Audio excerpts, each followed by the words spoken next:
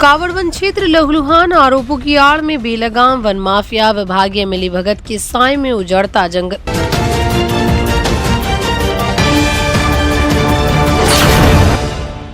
नमस्कार, स्वागत है आपका बेगूसराय न्यूज प्लेटफॉर्म में, जहां खबरें सिर्फ दिखाई नहीं जाती, सच की रोशनी में परखी जाती हैं। मैं हूं आपके साथ सना हुसैन। आप जुड़े हैं उस प्लेटफॉर्म से जिसकी पहचान है तेज रफ्तार खबरें, बेखौफ सवाल और सटीक अपडेट।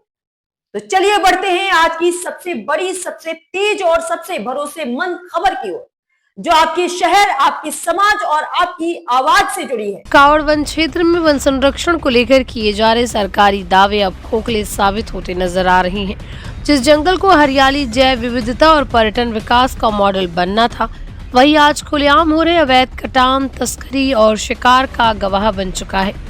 हालात इतने बदतर है कि दिन के उजाले से लेकर रात के अंधेरे तक बेखौफ वन माफिया पेड़ों पर आरी चला रहे हैं और जिम्मेदार विभाग एक दूसरे पर आरोप मढ़कर अपनी जवाबदेही से बचते दिख रहे हैं। कटाई पर पर्दा डालने का खेल। सूत्रों के मुताबिक पेड़ों की कटाई के बाद उनके ठूंठ पर मिट्टी डाल दी जाती ताकि कटान पुराना लगे और कार्रवाई से बचा जा सके। ये तरीका किसी छोटे अपराधी का नहीं, बल्कि एक संगठित और सुनियोजित नेटवर्क की ओर इशारा करता है, जिसमें स्थानीय स्तर से लेकर विभागीय संरक्षण तक की आशंका जताई जा रही है। वन विभाग बनाम पुलिस, सच कौन छुपा रहा? वन विभाग के अधिकारी एवं वनरक्षी अमरजीत कुमार ने बयान देकर पूरे मामले को और उलझा दिया।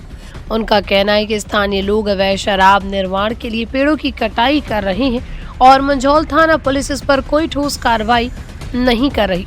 इस बयान से पुलिस की कार्यशैली पर सवाल खड़े होते हैं। वहीं दूसरी ओर मंझौल थाना पुलिस लगातार अवैध शराब कारोबारियों के खिलाफ कार्रवाई का दावा कर रही है। ऐसे में दोनों विभागों के दावों में साफ विरोधाभास दिखता है। सवाल ये है कि आखिर सच क्या है? कार्रवाई हो रही है या सिर्फ कागजों में? नामजद कार्रवाई या कागजी खाना पूर्ति? वन विभाग ये भी दावा कर रहा है कि अवैध पेड़ कटाई में शामिल 6 से 7 लोगों के खिलाफ नामजद वनवाद दर्ज किया गया। लेकिन हैरानी की बात यह है कि इस संबंध में न तो कोई ठोस साक्ष्य और न ही दस्तावेज मीडिया के सामने पेश किया गया। इससे संदेह और गहराता है कि कहीं जनता और मीडिया को गुमराह करने की कोशिश तो नहीं हो रही। लकड़ी व्यवसायी वन विभाग गठजोड़ की चर्चा।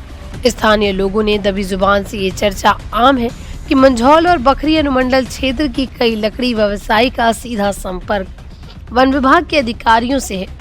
आरोप है कि आपसी तालमेल के जरिए सरकारी लकड़ी को गायब किया जाता है और कार्रवाई का नाटक भर होता है। हालांकि इन आरोपों की आधिकारिक पुष्टि नहीं हुई, लेकिन जंगल की हालत खुद बहुत कुछ बयां कर रही है। विदेशी मेहमान पक्षियों का शिकार। मामला यही नहीं रुकता। सूत्रों का दावा है कि वन विभाग के कुछ स्थानीय अधिकारी निजी स्वार्थ में विदेशी मेहमान पक्षियों के शिकार को भी नजरअंदाज करते हैं। गौरतलब है कि मंझौल थाने के पूर्व थाना अध्यक्ष रविंद्र कुमार ने अपने कार्यकाल में 6 से 8 विदेशी पक्षियों के साथ एक शिकारी को पकड़कर जेल भेजा था, लेकिन उसके बाद आज तक इस शिकारियों पर कोई बड़ी कार्रवाई नहीं हो सकी। विकास का रोड मैप या सिर्फ फाइलों की शोभा? सरकार और जिला प्रशासन कावड़ वन क्षेत्र, कावड़ झील और माता जय मंगला मंदिर के विकास के लिए नए नए रोड मैप तैयार कर रहे हैं, लेकिन ये पहले से लगे पेड़ों की रक्षा नहीं हो पा रही। तो ये रोड मैप जमीन पर कैसे उतरेगा? ये सबसे बड़ा सवाल बन गया। कावड़ वन क्षेत्र में हर दिन कटते पेड़ इस बात के मूक गवाह हैं कि विभागीय आरोप प्रत्यारोप और कथित मिलीभगत के बीच जंगल लगातार उजड़ रहा है। अगर समय रहते निष्पक्ष जांच, ठोस कार्रवाई और विभागों के बीच वास्तविक तालमेल नहीं हुआ तो विकास के सारे दावे सिर्फ कागजों तक ही सीमित रह जाएंगे और कावड़ का जंगल इतिहास बन जाएगा। बेगूसराय के मंझौल से बेगूसराय न्यूज प्लेटफॉर्म के लिए दिवाकर कुमार की खास रिपोर्ट। फिलहाल आज की अपडेट में बस इतना ही, लेकिन हम फिर लौटेंगे उसी दमदार हौसले और उसी सटीक रिपोर्टिंग और उसी बेबाक अंदाज के साथ एक और बड़ी ताजा और असरदार खबर लेकर।